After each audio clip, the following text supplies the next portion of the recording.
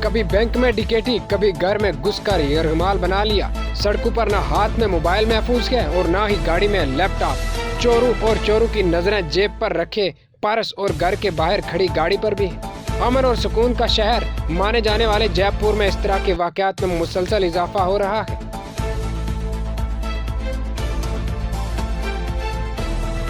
राम मदन सैनी के भतीजे नखल सैनी को संगा नहर थाना इलाके में 2 किलो सोना और 11.30 लाख रुपए की नकदी लूटने के मामले में पुलिस ने गिरफ्तार किया है। पुलिस ने लूटा हुआ तमाम सामान बरामद कर लिया है।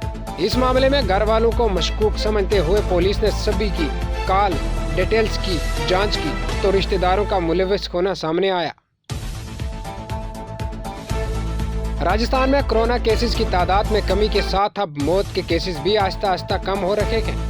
गुज़श्ता 24 घंटों में रियासत में 2890 नए केसेस सामने आए हैं, जबकि 9 मरीजों की मौत हुई है। ये गुज़श्ता 23 दिनों में अमवात की सबसे कम तादाद है। जुमा को रियासत में 6632 मरीज सेहतयाब हुए।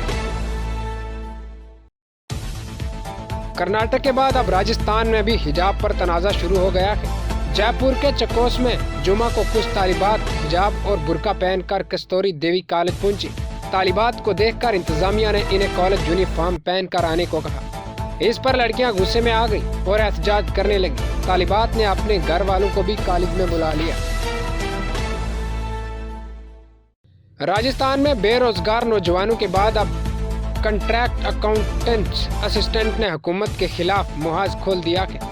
महकमा पंचायती राज में मसरूफ 750 से जायद अकाउंटेंट्स असिस्टेंट ने बताया कि 13 साल गुजर जाने के बाद भी हम सिर्फ 8,000 रुपए की तनख्वाह पर काम कर रहे हैं। कर्नाटका हिजाब तनाज़ा के खिलाफ कोलकाता में भी कई तंजीमों की जानिब से एहतजाज जुलूस निकाले गए। कोलकाता के मुख्तलिफ इलाकों से बड़ी तादाद में लोगों ने शिरकत की और हिजाब को अपना बुनियादी हक बताया। मध्य प्रदेश के दारुल कज़ा ने 3 तलाक से मुतल्लक अपना वजाहती बयान जारी किया। दारुल कज़ा और दारुल इफ्ता में ना तो तलाक सलासा पर किसी भी तरह की कार्रवाई नहीं की जाती है, यहाँ सिर्फ आने वालों के सवालात के जवाब दिए जाते हैं।